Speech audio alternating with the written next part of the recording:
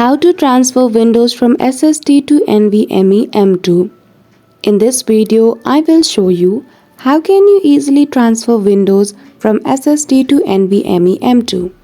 So without any delay, let's get into it.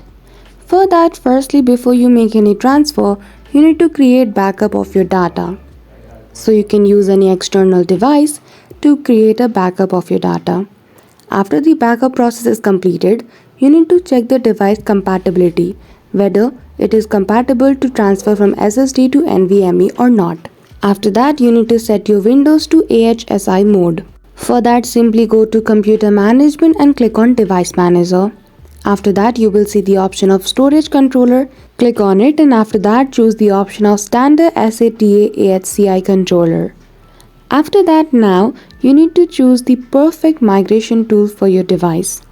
Once you have chosen it, start the transmission process and then you're good to go. So that's it. That is how easily you can make transfer of Windows from SSD to NVMe M.2. So I hope you found this video helpful. If you did, don't forget to give it a thumbs up and subscribe to our channel for such tutorial. Thank you for watching till the end.